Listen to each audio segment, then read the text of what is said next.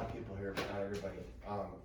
Let me tell you my perspective on what's taking place in Campbell and around the country. Eau Claire also has a huge problem with this. The federal government mandated the use of something called AFFF. It's aqueous film forming foam, and it's used predominantly for airfields, and also was given to our fire departments for Class Bravo fires. Those are liquid fires. And that's what it's used for. And when they mandated the use of these chemicals, nobody understood that there's PFAS and PFAS, different types of chemicals that are used. They're an integral part of this chemical for fire suppression. They didn't realize that they're now called forever chemicals, and they're around. There's been a lot of different negative things that are associated with this PFAS. So here's my perspective. The federal government mandated that this AFFF was used at this airfield. And they also mandated it to all of our fire departments. So if the federal government said that you're going to do this, and it turns out there's negative consequences of this, it's the federal government's responsibility to clean this up. That's just cut and dry. So I appreciate the efforts that local communities are doing, and we got to keep working together. But from my perspective, as your congressman, it is the federal government has a financial responsibility directly to these communities that were mandated to use these chemicals. And that's it. And I'm a conservative Republican, but you know what? You gotta be able to drink water.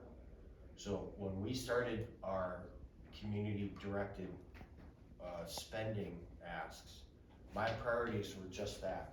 Those as earmarks. My priority, first and foremost, for all submissions was clean water.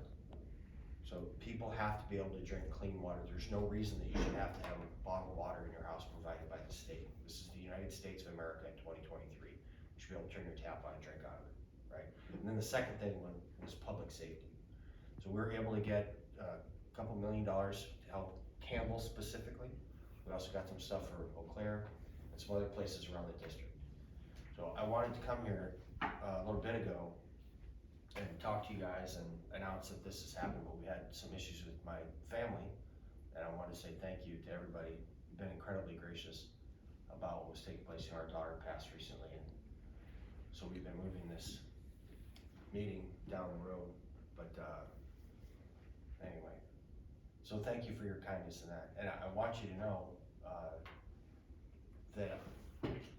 that there's a group of people, a bipartisan group of people in Washington, D.C. that I'm working with. I've signed up again. I'm on the leading co-sponsor for a bill that's sponsored by one of my Democrat colleagues from the state of California, because this is not a political issue. So your ability to drink water in your home in the United States of America in 2023 should not be associated with a political jersey. Okay? And when there's issues like this, I want you to know that that's how I approach this. So whatever your politics are, I don't care. I don't care what anybody's politics are on this map or around this district. You have to be able to drink water. And we will leverage all of the power that we have from the federal government, all of our resources and all the manning there to try to accomplish some very simple things, like for instance, helping you guys out here. That's really about it. Do you have any questions?